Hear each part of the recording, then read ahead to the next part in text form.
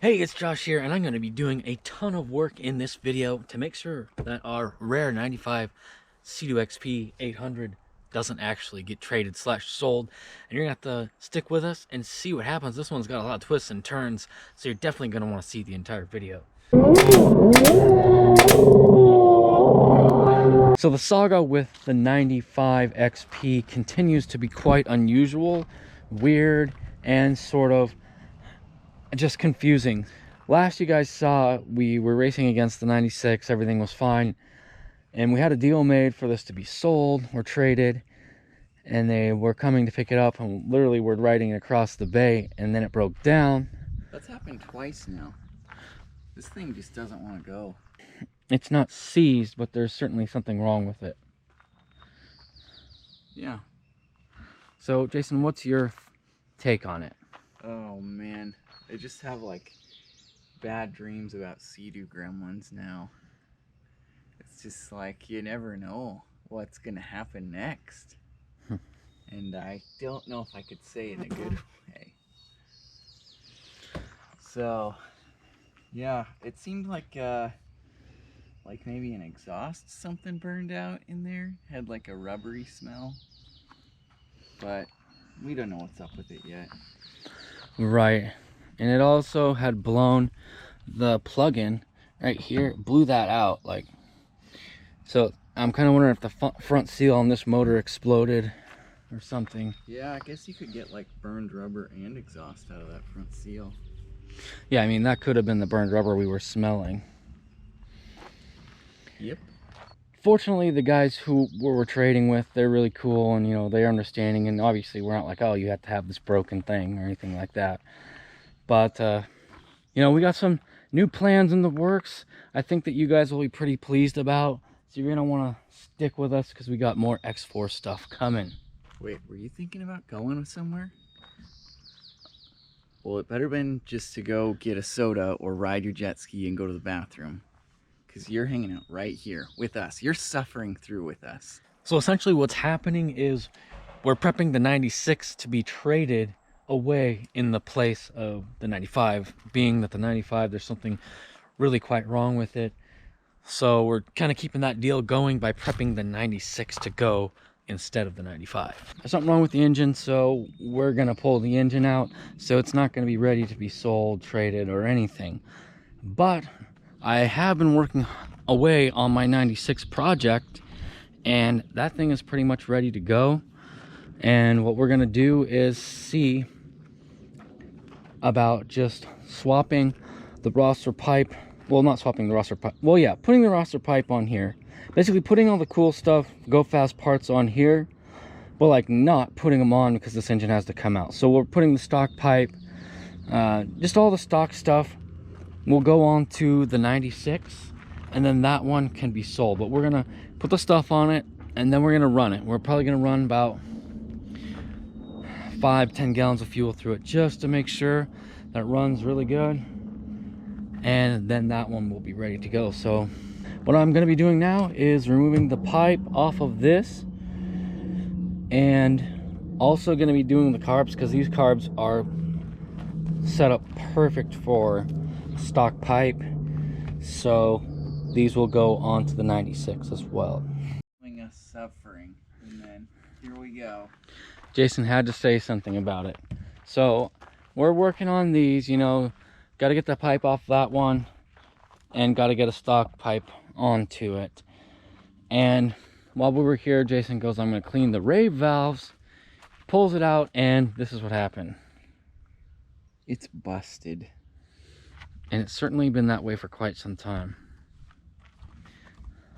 So that probably didn't help it run that good. So that's probably one of the reasons why this was not running as strong as it should have.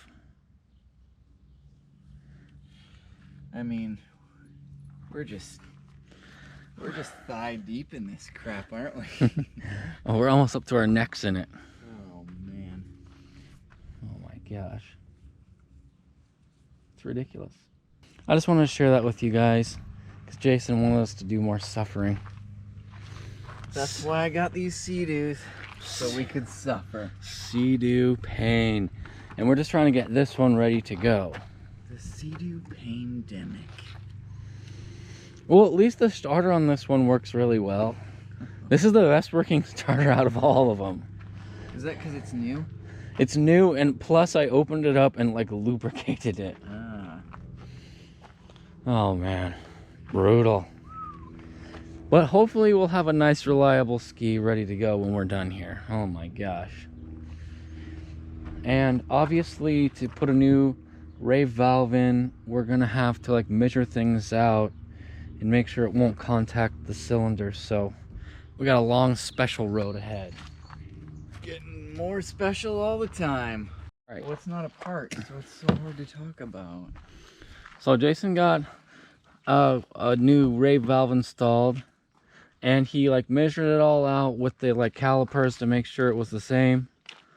And he also went on the internet, got the spec, pulled the exhaust off, and spec'd everything out so that he knows exactly that it's perfectly to spec. That's right. I know that stuff. Oh man, I don't know why I wanted to say that, but talk about how you found the spec on the internet. The spec? Yeah, and then use the feeler gauges to measure it all out. Oh, yeah. So I used that and, you know, to measure it out. And then, like, I just stuck my tentacles down the hole and I extended them in either way. And then I rubberized them so that they would remain sort of rigid, but they would flex as I removed them. And once they were out, I could use that to measure my rubberized tentacle feeler fingers. And that way I knew exactly the spec on the inside, and I could measure that against the rave valve that I was putting in. And once I did that, it was easy enough to port match the dingle arms to fit the pistons per this engine. Here's the pipe that took me a long time to remove, and it comes through like this, takes a little bit of a turn, then forward, forward, forward, and then up and out. Oh, so it came out the front? Yeah, and I thought I could remove the water box and get it out, but that didn't work. Oh, I see. So it was easy. Let's see a show of hands. How easy was it? It was this easy. Oh man, that was incredibly easy. Oh man. But now the carbs will be really easy to do. Oh, good. And this one actually has the upgraded to fresh new fuel lines, so that's also good. Oh yeah, fresh fuel lines. That's some love right there. Doesn't have the old gray junk. Not running the grays. Alright, I gotta wash my hands before I continue. Wait, are you sure? I mean, what if you're doing more of the same? Yeah. I can't even think with how dirty it is. Got the 96 all finished up mostly. Got the stock pipe put on there. Trying to start it and it beeps at me.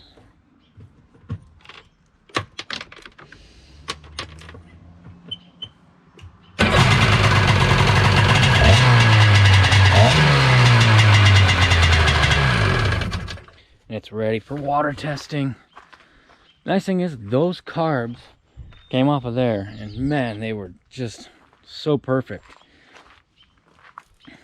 So this is ready for water testing. We are gonna get, you know, we gotta do like a couple zip ties and a little fiddly stuff, and obviously we gotta get kind of washed up a bit too. But we're ready for water testing. All right, here we go. We are testing. Testing. This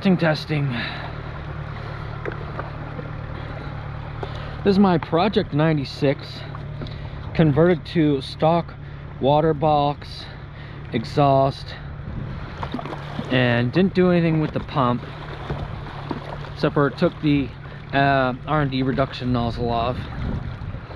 So it's pretty stockish now. Pretty much very stock.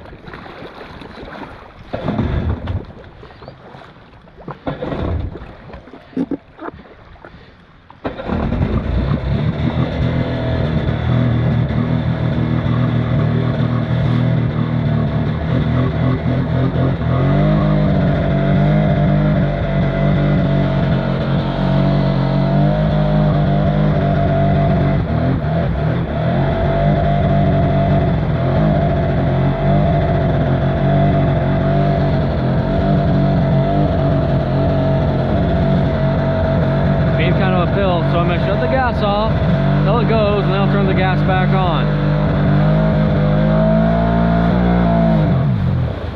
Or maybe not.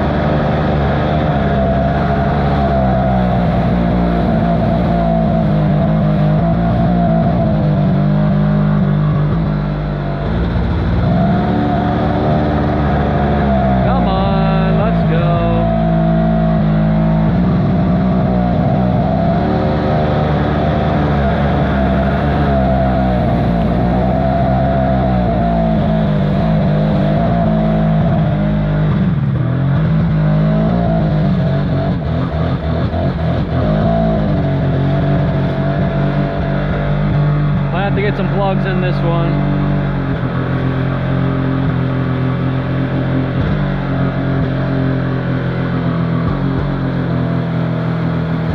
It wants to go, it just is not.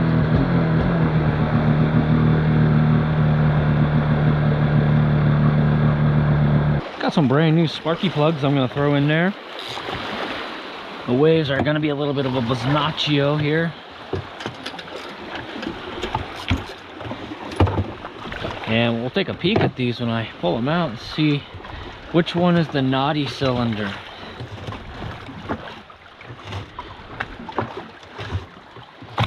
That one looks pretty naughty to me.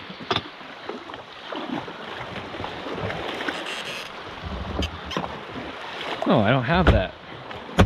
I don't have the front storage bin installed right now. Okay. Switching over to a brand new. I'm just gonna do that one. I know that seems weird, but it was running on that other cylinder. Why put one in if it doesn't need it?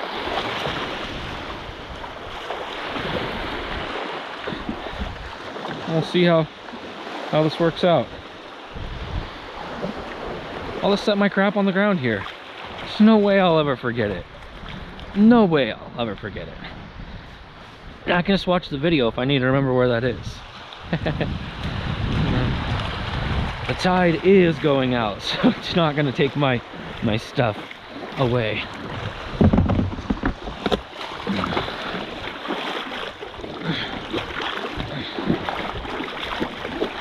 Okay.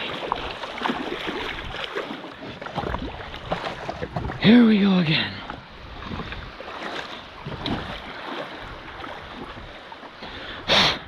I always blow in the Seadoo keys. I don't know why. I just feel like if there's water in there, it's bad. I don't think it really matters. Just an old habit.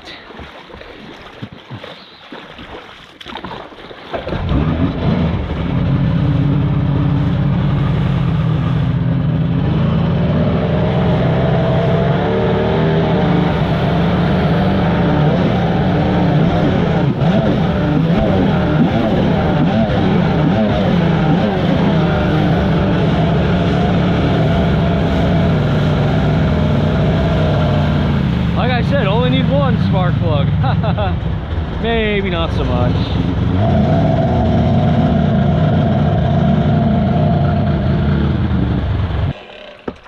Real world testing here.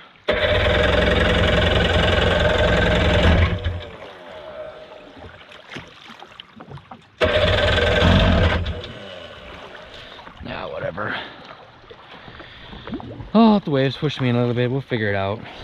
It's your classic, which hose did I forget to tighten? And it's this one back here. One of those out of sight, out of mind type of deals. I just gotta get a screwdriver, tighten that up on there.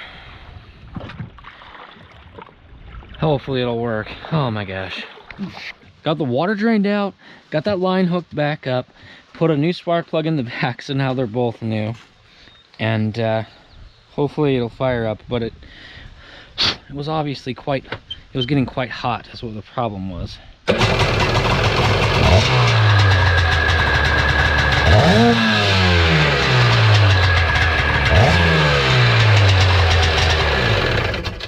Sounds pretty good now, so we'll give it another try.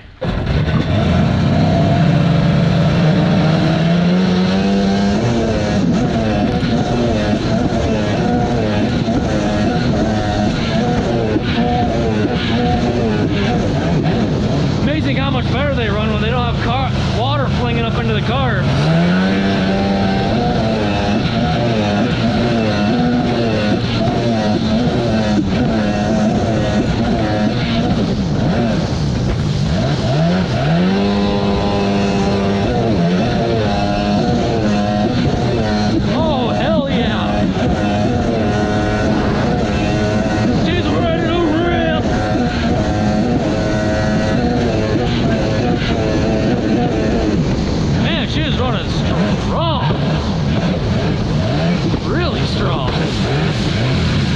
Like all kinds of crap and put the good carbs on it and everything. Cleaned all the rave valves.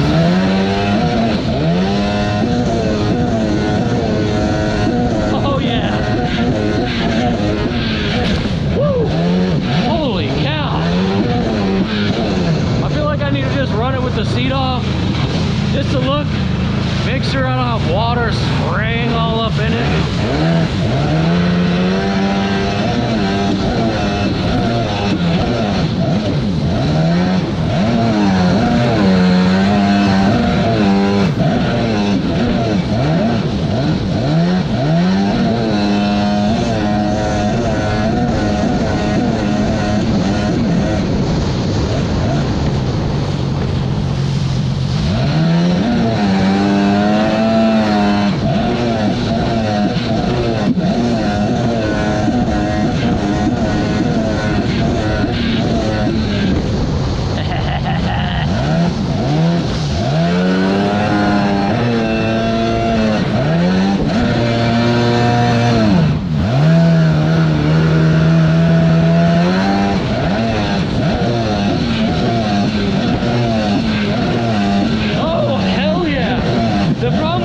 Every time I test one, I don't want to get off.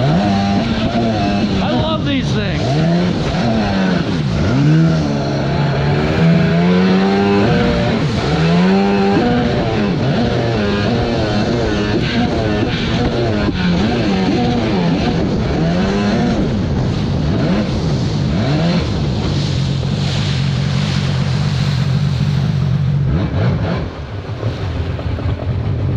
Yeah! Kind of like day 2 on this 96, prepping it to get gone, as it were. And I just want to show you guys this. I'm really quite pleased that it just fires right up. Come on, yeah, come on.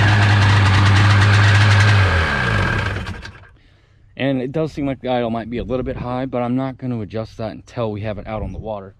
And we're going to run some more gas through this thing today. I'll just in there tidying a few things up, you know, hoses, zip ties, things like that. And we're going to run some more gas through it, make sure that it's ready to go. And at some point, we're going to have to wash it. It's kind of driving me insane with all like the smudge marks and everything. But I just want to show that because it starts right up and runs really freaking good. So pretty pumped about that. All right. I'm gonna go ahead and get some new grips installed on here because these ones are just disgusting. Just gonna cut those off with a razor because we got new ones. Also, I'm thinking about maybe dropping this kind of down to more of a stock position.